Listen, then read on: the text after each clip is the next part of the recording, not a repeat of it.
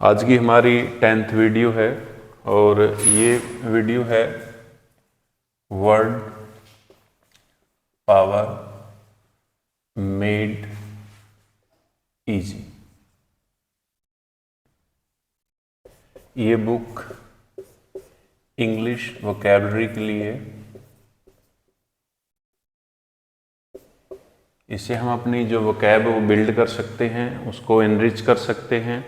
और दूसरा, इंग्लिश में जो वर्ड है वो फॉर्म कैसे होते हैं, वर्ड फॉर्मेशन जो है वो सीख सकते हैं। क्योंकि इंग्लिश में जो वर्ड लिए हैं वो अकेली इंग्लिश से नहीं है, वो दूसरी लैंग्वेज से हैं। जैसे लैटिन लैंग्वेज है, ग्रीक लैंग्वेज है, तो इन लैंग्वेज के भी वर्ड हैं इंग्लिश के अंदर। तो उनकी ओरिजिन समझेंगे, रूट समझेंगे और वर्ड फॉर्मेशन समझेंगे। वर्ड फॉर्मेशन कैसे होती है, तो इसमें सबसे पहले अलग अलग सेशन बनाए हैं, अलग अलग टॉपिक हैं, उनके फर्दर सेशन है, किसी के 2 सेशन है, किसी के 3 सेशन है। तो उसमें से हम जो आज का हमारा टॉपिक है वो करेंगे और फिर उसका जो सेशन है तो उस टॉपिक का सेशन 1 करेंगे। तो आज का टॉपिक है हमारा how to talk about personality types. तो अलग अलग तरह की जो पर्सनैलिटी होती है उनके बारे में आज बात करेंगे। हाउ टू टॉक अबाउट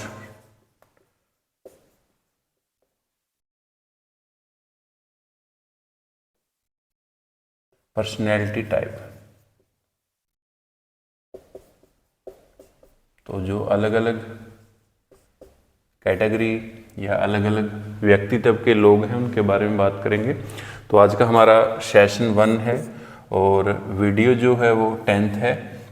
तो सबसे पहला जो वर्ड है पर्सनैलिटी में वो है हमारा ईगोइस्ट। ईगोइस्ट कौन से लोग हैं, ईगोइस्ट कौन से व्यक्ति हैं? तो ईगोइस्ट हैं जो सिर्फ खुद के बारे में सोचते हैं, जो सिर्फ अपने बारे में ही सोचते हैं। कुछ भी करना है तो उसको करने से पहले ये सोचेंगे कि इस काम को करने से मेरा क्या फ़ायदा है। अगर उनको लगता है कि इस काम को करने में मेरा कोई फ़ायदा है तो उस काम को करेंगे, अदरवाइज उस काम को नहीं करेंगे। तो ईगोइस्ट ऐसी पर्सनैलिटी है जो सिर्फ खुद के लिए सोचती है। सेल्फ सेंटर्ड लोग हैं ये, जो सिर्फ अपने बारे में ही सोचते हैं। दूसरा है, इनकी ये भी थिंकिंग है कि ये जो दुनिया है, ये जो लोग हैं, तो यहाँ पे जब हर कोई अपने बारे में सोच रहा है तो हम दूसरों के बारे में क्यों सोचें। तो ईगोइस्ट की ये सोच है कि सिर्फ अपना ही फायदा देखना है, चाहे इसके लिए दूसरे का किसी का नुकसान भी हो जाए। तो ये सिर्फ अपने बारे में ही सोचेंगे, किसी दूसरे के बारे में नहीं सोचेंगे। तो ईगोइस्ट है जो सिर्फ अपना फायदा, अपना ही प्रॉफिट देखना है कि किस कार्य को करने से, किस काम को करने में उनका फ़ायदा है, वही काम करेंगे, दूसरा कोई और काम नहीं करेंगे। दूसरा, ये इनकी ये थिंकिंग है कि ये जो दुनिया है यहाँ पे जैसे बोलते हैं कि प्रोवर्ब यूज़ करते हैं, कहावत यूज़ करते हैं कि यहाँ पे कुत्ता कुत्ते को खा रहा है तो इंसान क्यों पीछे रहे इस चीज़ में। तो इसलिए इनकी ऐसी थिंकिंग है, ऐसी सोच है कि हम भी सिर्फ अपना फ़ायदा ही देखेंगे, हम भी सिर्फ अपना ही प्रॉफिट देखेंगे। तो जिस कार्य को करने से, जिस काम को करने से हमारा फ़ायदा है वही काम करना है। तो ऐसी ईगोइस्ट की सोच है। तो ईगोइस्ट पर्सनैलिटी के लोग ऐसे हैं। सेकंड टाइप है ईगोटिस्ट। ये ईगोइस्ट हैं और ये हैं ईगोटिस्ट। ईगोटिस्ट कौन सी पर्सनैलिटी है? ईगोटिस्ट पर्सनैलिटी के लोग हैं जो सिर्फ अपनी अचीवमेंट, तो सिर्फ अपनी अचीवमेंट के बारे में ही बात करते हैं। जो उनकी प्राप्ति हैं उन्हीं के बारे में बात करेंगे। जैसे उनकी एजुकेशन है या जो कुछ भी उनके पास है, सिर्फ उसी के बारे में बात करते हैं ईगोटिस्ट। दूसरा, ये दूसरा अगर किसी के साथ भी बात करते हैं तो उनकी नहीं सुनते, ये सिर्फ अपने आप की ही सुनाते रहते हैं कि मेरे पास ये है, मेरे पास वो है, मैंने ये एजुकेशन की है, मेरे पास इतने सोर्सेज हैं, मैं ये करूँगा, मैं वो करूँगा। तो दूसरों की नहीं सुनते बिल्कुल, सिर्फ खुद की जो अचीवमेंट है, जो खुद के पास है, उसी के बारे में ही बात करते हैं। तो ये दूसरों को बिल्कुल भी नहीं सुनते हैं। तो ईगोटिस्ट ऐसी पर्सनैलिटी है जो सिर्फ अपने बारे में ही बात करेगी और किसी के बारे में बात ना ये करते हैं और ना ही किसी की सुनते हैं, ये सिर्फ अपने बारे में ही बोलते रहते हैं। तो ये है ईगोटिस्ट। थर्ड टाइप की है पर्सनैलिटी ऑल्टुरिस्ट। ऑल्टुरिस्ट कौन सी पर्सनैलिटी है? ऑल्टुरिस्ट है जो दूसरों के बारे में बात करते हैं, जो दूसरों का फायदा सोचते हैं, जो दूसरों का फायदा करते हैं, तो वो है ऑल्टुरिस्ट। तो ऑल्टुरिस्ट खुद के बारे में कुछ नहीं सोचते, वो जो भी सोचना है सिर्फ दूसरों के बारे में ही सोचेंगे। खुद का चाहे नुकसान भी हो जाए, लेकिन ये दूसरों का फायदा ही करते हैं, दूसरे का फायदा ही मांगते हैं, या उनका फायदा जो है वो ही सोचते रहते हैं। तो ऐसी पर्सनैलिटी के जो लोग हैं वो हमेशा ही दूसरों के काम आते हैं या दूसरों के बारे में ही बातें करते हैं, उनका फायदा सोचते हैं, उनके लिए कुछ न कुछ करते रहते हैं, ये खुद के बारे में बिल्कुल भी नहीं सोचते। तो ऐसी पर्सनैलिटी है ऑल्टुरिस्ट, जो सिर्फ दूसरों का ही बात करेंगे, दूसरे के बारे में ही सोचते हैं और उनका ही काम करना है। तो ये है ऑल्टुरिस्ट। नेक्स्ट है फोर्थ जो हमारी पर्सनैलिटी है वो है इंट्रोवर्ट। इंट्रोवर्ट पर्सनैलिटी कौन सी है? ये वो पर्सनैलिटी है जो सिर्फ अपने बारे जो सिर्फ अपने ही ख्यालों में, अपने ही अंदर खोए रहते हैं। इनको बाकी जो दुनियादारी है उनके साथ इनका कोई ज़्यादा लिंक नहीं होता। इनका जो फ्रेंड सर्कल है वो बहुत कम होता है। तो ये खुद से ही बातें करना, खुद के ही ख्यालों में खोए रहना, तो अपने आप के पास ये अपना खुद को ही अपना फ्रेंड बना के रखते हैं। तो इनकी ऐसी सोच है, ये ऐसा सोचते हैं कि अगर हम अकेले रहेंगे तब ही हम लाइफ में प्रोग्रेस कर सकते हैं, क्योंकि जितना ज़्यादा फ्रेंड सर्कल होगा, जितनी ज़्यादा पहचान होगी, उतना ही जो कंसंट्रेशन है वो किसी भी कार्य को करने में नहीं बन पाएगी। तो इंट्रोवर्ट की ऐसी थिंकिंग है कि अगर हमें भीड़ से अलग होना है तो हमें अकेला रहना पड़ेगा, अकेले रहेंगे तब ही कुछ कर सकते हैं लाइफ में। अगर फ्रेंड सर्कल ज़्यादा होगा तो फिर हम कुछ भी नहीं कर सकते, क्योंकि उसके साथ डिस्टर्बेंस होती है, डिस्ट्रैक्शन होती है। तो ये इनकी थिंकिंग है। और दूसरा ये, जब ये किसी के साथ बैठते हैं, किसी की कंपनी में बैठते हैं, तो उस कंपनी में ये बोर हो जाते हैं। तो दूसरे ये किसी के साथ ईजिली घुलते मिलते नहीं है, दूसरों के साथ ये रह नहीं सकते, तो ये अकेला रहना ही पसंद करते हैं और इनका जो फ्रेंड सर्कल है वो भी बहुत कम होता है। नेक्स्ट है फिफ्थ पर्सनैलिटी, एक्सट्रोवर्ट। एक्सट्रोवर्ट कौन सी पर्सनैलिटी है? एक्सट्रोवर्ट है जो दूसरों के साथ रहना पसंद करते हैं। इनका फ्रेंड सर्कल बहुत ज़्यादा होता है, जहाँ भी जाते हैं तो वहीं पे नए नए दोस्त बना लेते हैं, नए नए फ्रेंड्स बना लेते हैं। जैसे स्कूल में गए वहाँ पे अलग दोस्त बना लिए, कॉलेज में गए वहाँ पे अलग दोस्त बना लिए। इनकी ऐसी सोच है कि जितना फ्रेंड सर्कल ज़्यादा होगा, जितने ज़्यादा दोस्त होंगे, उतना ही हम किसी कार्य को अच्छे तरीके से या अच्छी कोशिश के साथ कर सकते हैं, क्योंकि मिलजुल के ही करने से कोई काम जो है वो इजी हो सकता है या जल्दी हो सकता है। तो इनकी ऐसी सोच है कि फ्रेंड सर्कल जितना ज़्यादा होगा उतना ही हम किसी कार्य को अच्छे तरीके से कर सकते हैं। तो एक्सट्रोवर्ट हैं जो कंपनी में रहना पसंद करते हैं, ये अकेले नहीं रह सकते। इनको अकेला रहना ऐसा है जैसे मछली को बिन पानी रहना पड़ जाए, तो ये अकेले जो है बिल्कुल भी नहीं रह सकते, हमेशा ही इनको कोई ना कोई साथी चाहिए, कोई ना कोई साथ चाहिए। तो ये है एक्सट्रोवर्ट, जो बाहरी दुनिया में ही खोए रहते हैं। नेक्स्ट है 6 एम्बीवर्ट। तो एम्बीवर्ट जो पर्सनैलिटी है इसमें दोनों कैटेगरी के हैं, मतलब वो इंट्रोवर्ट भी हैं और एक्सट्रोवर्ट भी हैं। तो दोनों टाइप की पर्सनैलिटी के लोग होते हैं एम्बीवर्ट में।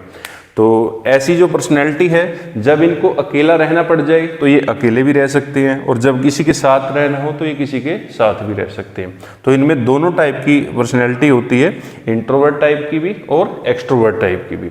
अब जैसे मान लो कोई स्कूल की एग्जांपल लेते हैं, तो स्कूल में क्या है, कोई एम्बीवर्ट पर्सनैलिटी का बच्चा है, कोई एम्बीवर्ट पर्सनैलिटी का स्टूडेंट है, तो सारी साल जो है वो दोस्तों के साथ रहना, उनके साथ खेलना, उनके साथ मौज मस्तियाँ करना, और लास्ट में जब कोई एग्ज़ाम आया तो लास्ट में वो उनको सभी को दूर कर देता है, या उनके साथ जो अपना कॉन्टैक्ट है उसको कम कर देता है, बिल्कुल बंद कर देता है, क्योंकि उस टाइम पे वो स्टडी करता है।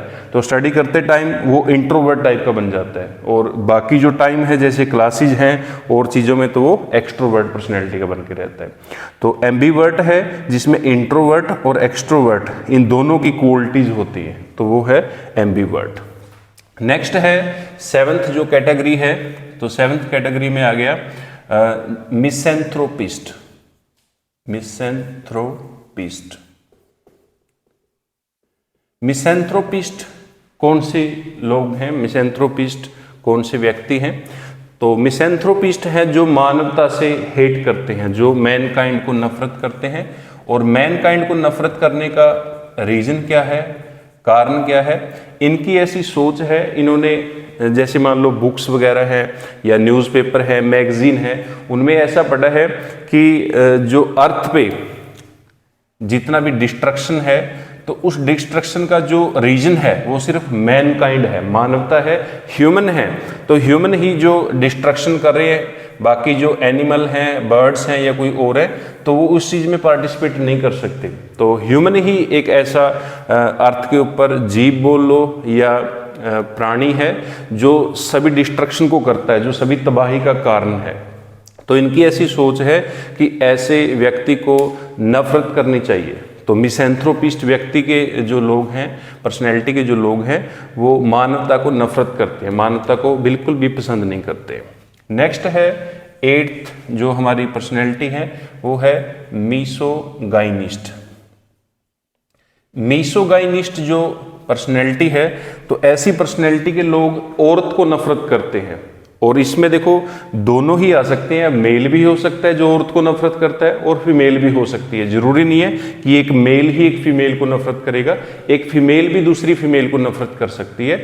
तो रीजन क्या होता है, ये क्यों नफरत करते हैं? देखो ऐसी पर्सनैलिटी के जो लोग हैं, तो इनकी लाइफ में कोई न कोई ऐसा एक इंसिडेंस, ऐसी घटना हुई है जिसकी वजह से ये फीमेल करैक्टर को नफरत करते हैं, फीमेल करैक्टर को हेट करते हैं। अब जैसे मान लो इनकी जो फीमेल करैक्टर है, जैसे इनकी मदर भी हो सकती है, इनकी सिस्टर भी हो सकती है, वाइफ भी हो सकती है, कोई फ्रेंड भी हो सकती है, फीमेल टीचर भी हो सकती है, ठीक है। तो कोई भी फीमेल करैक्टर है, तो उस फीमेल करैक्टर ने कभी ना कभी लाइफ में इनको चीट किया है, और उस चीट की वजह से ही इनकी ऐसी थिंकिंग बन गई, ऐसी सोच बन गई कि फीमेल जो है वो ही सभी चीज़ों का रीजन है। जितने भी लड़ाई हैं, झगड़े हैं, तो सबकी जो रीजन है, सबका जो कारण है वो फीमेल है। तो इसलिए ये जो मीसोगाइनिस्ट हैं, तो ये औरतों को नफरत करते हैं, औरतों को बिल्कुल भी पसंद नहीं करते हैं। क्लियर? नेक्स्ट है मीसोगैमिस्ट।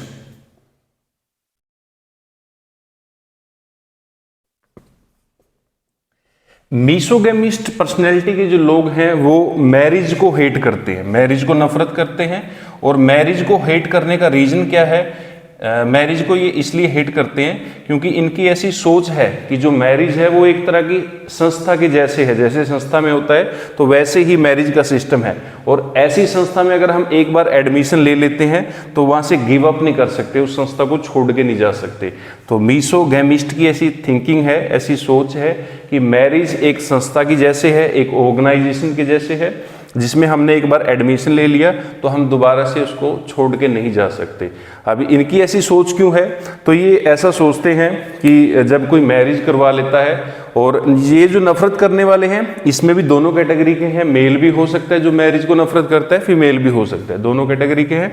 और इसमें भी देखो जितने भी हमने वर्ड किए हैं, तो हम यहाँ पे बात करते हैं पर्सनैलिटी की, और ये जो सारे के सारे पर्सन हैं, और पर्सन में जो है मेल करैक्टर भी हो सकता है और फीमेल करैक्टर भी हो सकता है। तो दोनों टाइप के हैं, तो ये सारे के सारे मेल भी हो सकते हैं, फीमेल भी हो सकते हैं, तो दोनों की बात कर रहे हैं हम। तो हम बात कर रहे थे मीसोगैमिस्ट की, जो मैरिज को हेट करते हैं। तो इनका ऐसा मानना है, इनकी ऐसी सोच है कि अगर हम मैरिज करवा लेंगे तो फिर हम एक सिस्टम में, एक संस्था में जुड़ जाएंगे, और उसके जैसे मान लो जितने भी रिलेटिव हैं, चाहे वो मेल के रिलेटिव हैं, चाहे वो फीमेल के रिलेटिव हैं, उन सभी के साथ हमको लिंक रखना पड़ेगा, उन सभी के साथ अटैचमेंट होगी, फिर उनके जो सुख दुख में जाना पड़ेगा। तो उसकी वजह से जो टाइम वेस्ट होगा, जो काम है उसको छोड़ना पड़ेगा।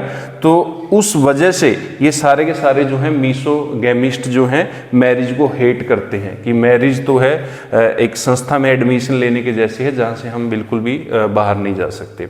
तो ये है मीसोगैमिस्ट। और लास्ट है हमारा जो 10th वर्ड है एसेटिक। एसेटिक हैं जो मोंक हैं। मोंक का मतलब क्या है? साधु या भिक्षु। अब ये सभी के सभी जो हैं दुखी लग रहे हैं कोई ईगो की वजह से दुखी है, कोई खुद की अचीवमेंट कोई गा रहा है, कोई दूसरों का फायदा सोच रहा है, और कोई अकेले रह के राजी है, कोई दूसरों के साथ रह के खुश है, कोई दोनों टाइप से खुश है, और कोई मानवता को नफरत कर रहा है, और कोई फीमेल को नफरत कर रहा है, कोई मैरिज को नफरत कर रहा है। तो ये सभी के सभी को देख के, इनका सारा सिस्टम देख के, तो एस्थेटिक पर्सनैलिटी के जो लोग हैं इस सभी को छोड़ के वो साधु बन जाते हैं, वो भिक्षु बन जाते हैं, और ये लाइफस्टाइल जो है इसको गिव अप करके, इसको छोड़ के जंगल में जाना या किसी कुटिया में जाके बैठ जाना या कहीं और जाके बैठ जाना, कि ये तो सारे के सारे ही दुखी हैं, तो इन सभी को छोड़ के अब हम जो है रब है, गॉड है, उसी की खोज करते हैं। तो इन सभी में कुछ भी फायदा नहीं है, तो मॉन्क जो है वो इसको छोड़ के चले जाते हैं। तो ये थे आज के हमारे जो सेशन 1 है, उसमें हमने 10 पर्सनैलिटी के लोगों की बात की है। आपकी जो भी पर्सनैलिटी है वो आप देख सकते हो कि आप इस कैटेगरी में हो, ईगोइस्ट हो, ईगोटिस्ट हो, ऑल्टरिस्ट हो, इंट्रोवर्ट कैटेगरी है, एक्सट्रोवर्ट है, एम्बीवर्ट है, एस्थेटिक है, मिसैंथ्रोपिस्ट है, या मिसोगाइनिस्ट है, या मिसोगैमिस्ट है। तो किस कैटेगरी में आते हो? इनमें से कोई भी पर्सनैलिटी जो है वो शूट कर सकती है। बाकी कोई ज़रूरी भी नहीं कि हमें इनमें से कोई पर्सनैलिटी शूट करे, हमारी पर्सनैलिटी इनसे अलग भी हो सकती है। तो इसमें सिर्फ हमने सेशन जो हमारा 1 है 10 टाइप की जो पर्सनैलिटी है, 10 तरह के जो लोग होते हैं उनके बारे में बात की है। तो ये हमारा सेशन 1 था।